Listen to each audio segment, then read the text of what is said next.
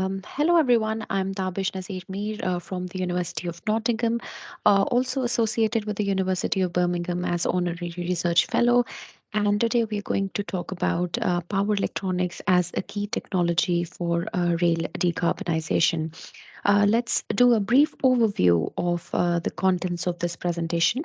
So we'll first begin with the scope of power electronics in railway electrification, what exactly the technology is about, and where it is relevant in traction systems.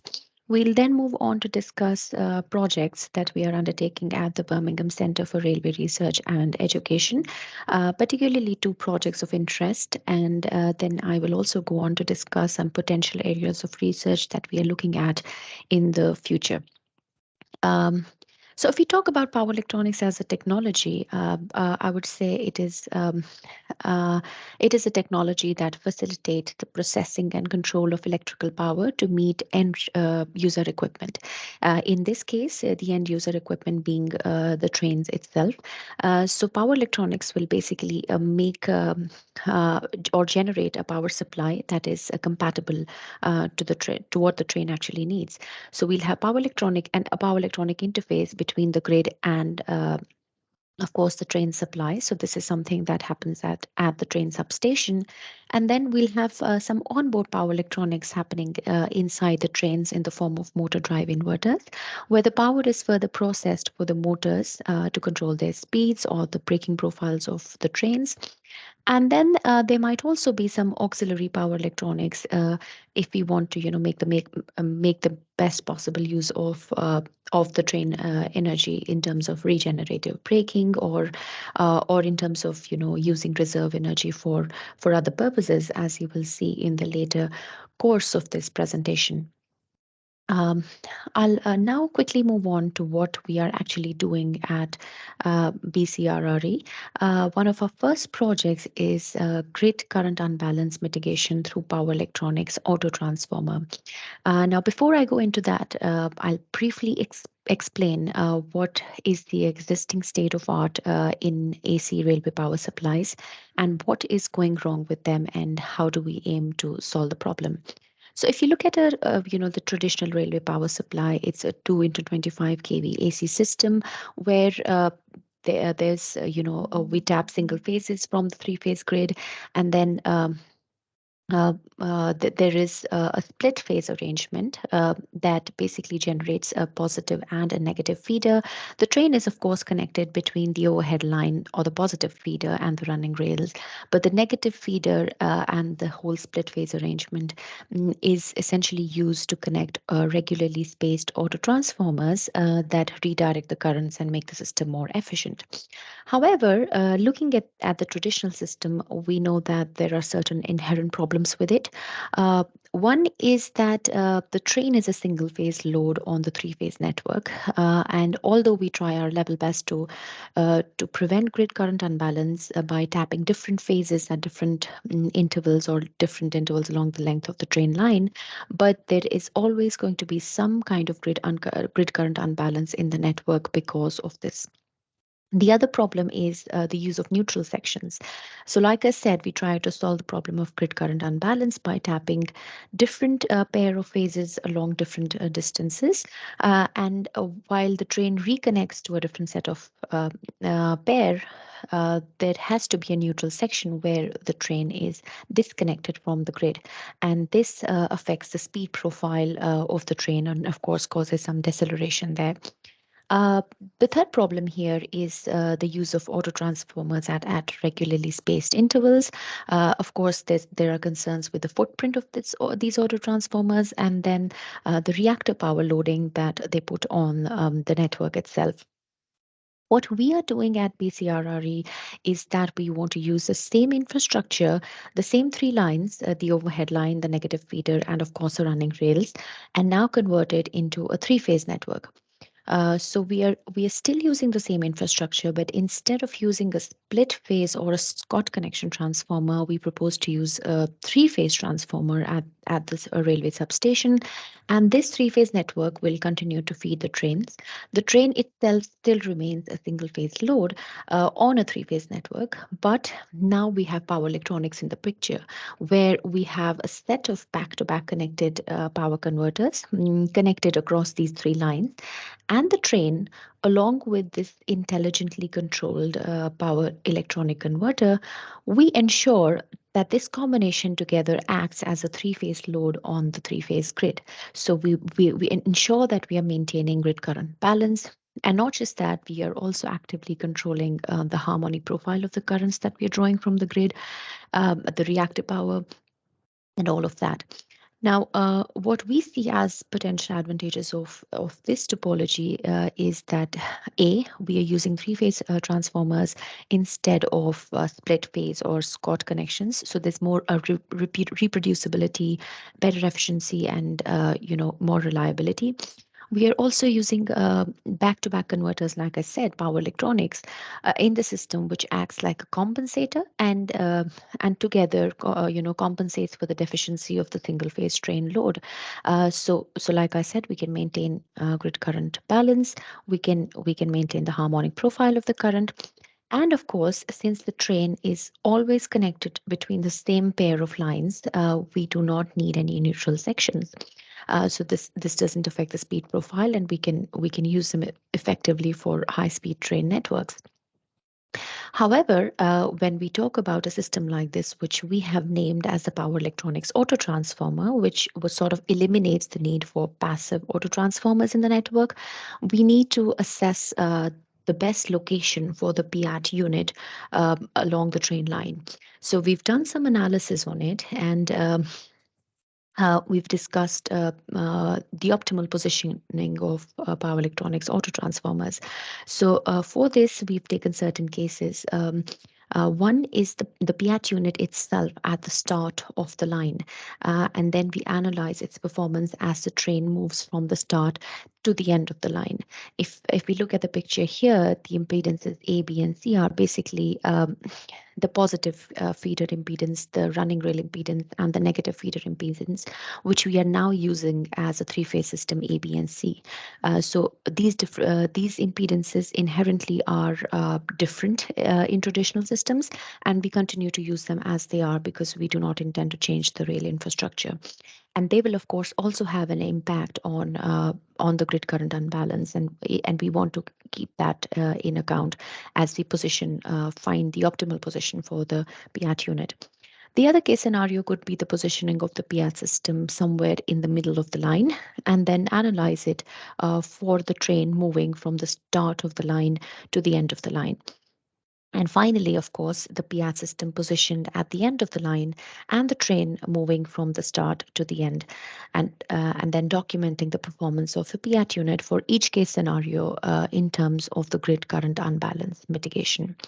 If we look at the analysis, this is when the train is at the start of the line, and we have some graphical data for PEAT positioned at the start, at the center, and at the end. Of course, the least grid current unbalance is in case when PEAT is at the center of the line. Similarly, when the train is at the end of the line, we still see that the best possible compensation in terms of grid current unbalance is provided by the PEAT unit positioned at the center of the line. And finally, we also have a dynamic train loading where there is a train already at the start of the line, and then we introduce a train existing at the end of the line, and then we introduce another train at the start of the line. So now there are two trains, one at the start, one at the end, and where does the best performance come from? Of course, again, with the PEAT at the center of the line. So this helps us conclude that the optimal position of this unit has to be in the middle of the train line. After that, we did some simulation studies on how well it is doing the compensation. So if you see on the screen on the left-hand side at the top, we have the system response with and without the PEAT unit in place. At the top, we have the currents drawn by the PEAT converters. So these are two back-to-back converters connected across the three-phase pair. Each of these is a single-phase converter, and we can see the converter currents, the compensating currents of the converter. And then there is the second waveform over there is the three-phase grid currents, which you can see are completely balanced as long as a PEAT system is connected, even though the train is a single-phase load. And then we have the percentage unbalance in grid current almost maintained near zero. And as soon as the PEAT unit is disconnected, of course, there are no compensating currents drawn from from the converter units because they're disconnected. And then immediately the three-phase system sees the train unit as a single-phase load, and there's single-phase loading, and we can see the currents peaking and, of course, losing their 120-degree phase shift. And then, of course, the percentage unbalance in grid current rising to almost 100%. Uh, the effect of grid current unbalance is not just limited to grid currents. This actually goes on to reflect on the voltage as well, and it might affect other loads connected to the same grid, which is our major concern here.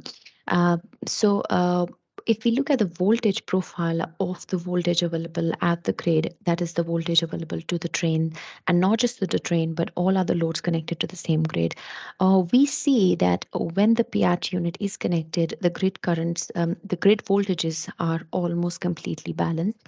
And as soon as the PEAT unit is disconnected, there is percentage unbalance in the point of common coupling, the voltage at the point of common coupling, and it slightly exceeds about 1%, which violates the transmission grid code, which is sort of the code which dictates the profile of voltages, how it should be for a high voltage grid, for the loads to function well.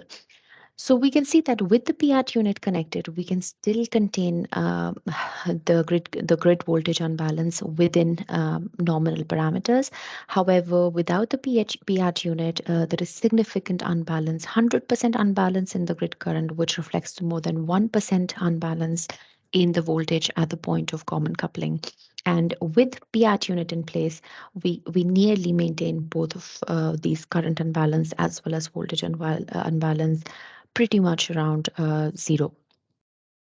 Uh, After doing some simulation studies, we tried to move a step closer to the implementation in hardware. The first step was to do a hardware in the loop implementation. So we've used some microcontrollers and an HIL device, hardware in loop implementation using Typhoon HIL 404 device. So the box you see on the screen at the bottom is uh, the Typhoon HIL device, which implements the plant itself. So the railway substation, the railway lines, the train loads, and the PEAT unit together is all implemented using the Typhoon HIL. And the microcontrollers we see attached to the Typhoon interface are used to control the controllers intelligently, basically control the converters in the PEAT unit and make them draw sinusoidal currents, three-phase balanced sinusoidal currents from the grid. I'm not going into the details of the control and how we've implemented it, but this is broadly what we're doing here. So again, if you see with the HIL implementation results, we can see again that the three-phase currents are balanced. And as soon as the PEAT is disconnected, we can see significant unbalance in the grid currents. And then the same reflects on the voltage as well. If we zoom in and see after the PEAT unit is disconnected, there is quite a significant unbalance on the voltage across the grid as well. Uh, so this was about the power electronics autotransformer, which in the next stages we are developing a hardware prototype, a laboratory prototype for it, and there's going to be the next stage of testing for it. And of course, before we collaborate with our partners and try to scale it up to the railway power levels, this is going to be um, a low voltage laboratory suitable prototype, which is still in the making.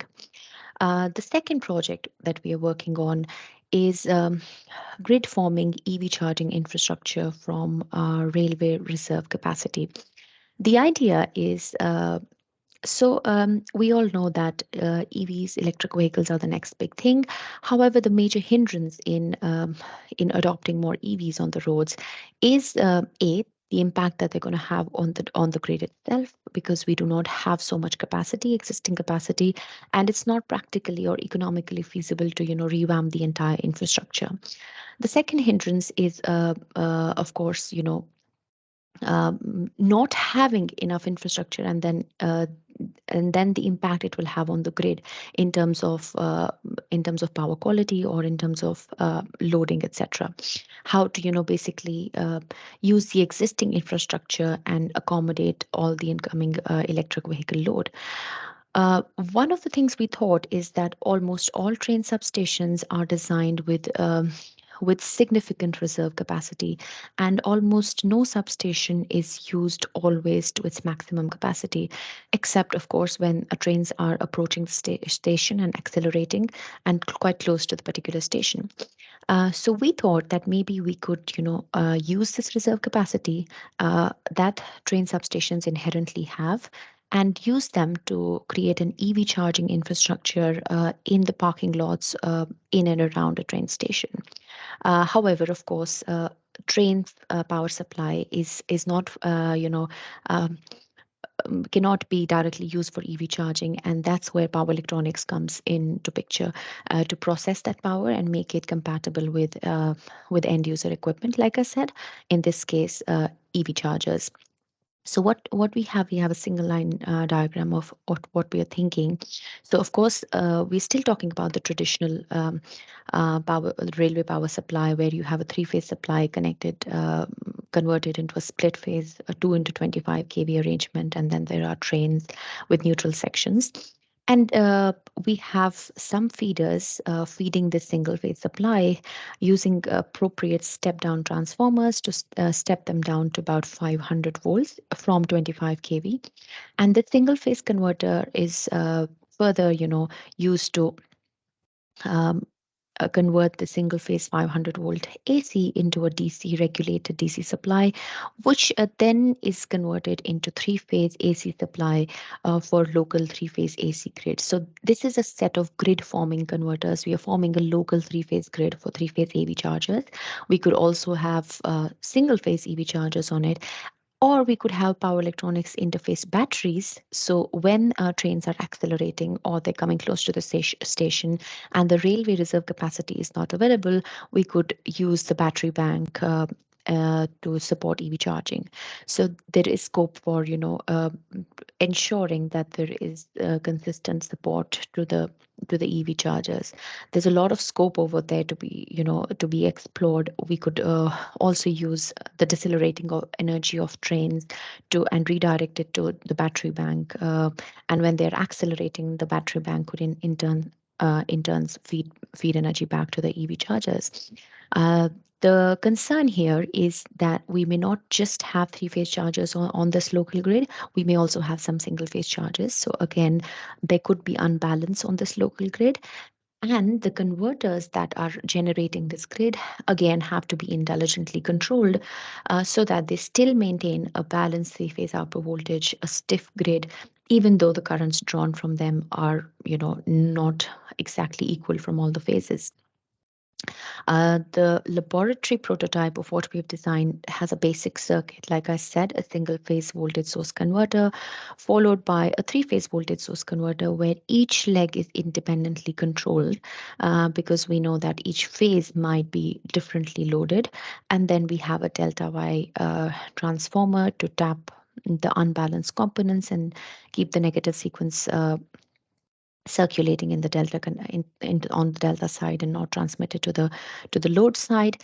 And for our initial tests, instead of using uh, of course an actual electric vehicle, we did some tests with electronic loads, and then we did actually do some tests with a real electric vehicle as well. This is a 7 kilowatt prototype that has been constructed in the labs at Birmingham Center for Railway Research and Education.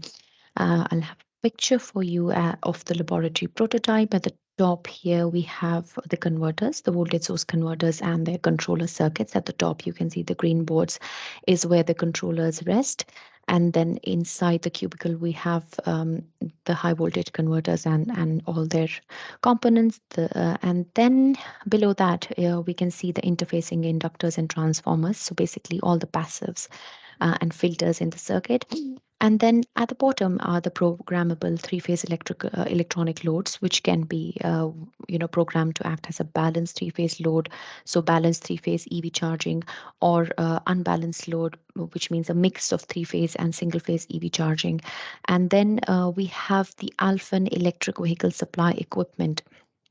So for the final testing, we also had, this is the standard EV charger equipment that basically monitors EV charging and the rate of charge, and these are basically connected to the converter unit, and the output goes to the electronic loads and later to the EV charger itself. So what our aim was to develop with this was to basically regulate the DC link and the DC at in the middle of the two converters, which you can see over here, and then at the same time ensure that the current we are drawing from the railway supply, the current that we are drawing from here, from the single phase lines over here, that has to be maintained sinusoidal and preferably at unity input power factor with the best power quality.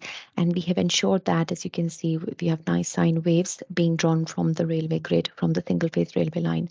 And at the same time, we've almost maintained a unity power factor with sinusoidal grid currents, single phase grid currents. That's on the railway side. And then there is also performance on the load side, the three phase grid side, that we are creating the local grid. So there's the converter output voltage, and then we filter it. So there's nice sine waves at the output for the EV chargers. And then, of course, the behavior when they are actually loaded and the electric vehicles start charging. There's also some performance of the three-phase charger itself, having showing complete three-phase loading on the EV chargers, and then the dynamic performance. So the EV charging load could fluctuate, but we still ensure that the DC link is maintained, which sort of promises effective control of the whole converter topology. So yeah, that's about the second project that we're doing with BCRRE, the what we call as a rail charge project, which is basically using the reserve capacity of railway substations and supporting it, supporting EV charging infrastructure from it, and basically getting the best of both.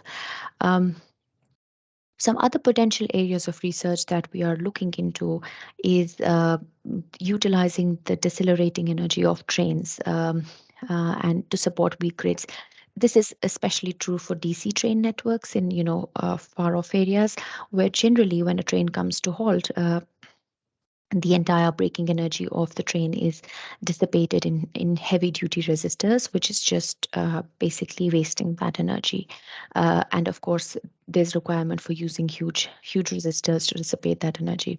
What we are trying to do is use that energy, again using power electronics, DC to DC converters, and store it in a buffer like a battery, and then support weak local grids later on whenever they need support by reconverting it back into three-phase AC or single-phase AC, depending upon the loads around in and around the train stations. So this is one of the projects that we are working on. The other is working on multi-phase drive systems for traction motor control. So this is almost everything that we discussed today was mostly based on substation infrastructure. So what we do in terms of power electronics at the substation. But the drive systems are about onboard power electronics. So that's power electronics that is used to drive the motors in the train. And we are also doing some work on multi-phase drive systems, permanent magnet synchronous motors for traction motors, improving the torque profile and the speed profile of the trains, and their, of course, their regenerative braking and energy efficiency. And then there's also energy efficiency of power electronics and traction systems, because power electronics as a technology is a key technology, not just in rail decarbonization, but overall in transport decarbonization, whether it's marine transport, electric vehicles, or railways, or even more electric aircraft. And because it's picking up at a rapid phase, I think one of the a rapid pace, that one of the major challenges here is to ensure that whatever we are doing in terms of power electronic converters, we are doing it efficiently. So this means using the latest devices and exploring their use in high voltage systems like the railway system itself, or using alternative topologies that can give us more efficiency, like multi-level converters and that operate at lower frequency with lower losses. So yeah, that's some areas that we are going to explore in the future. And yeah, that's about it. Thank you very much for your time. That's it.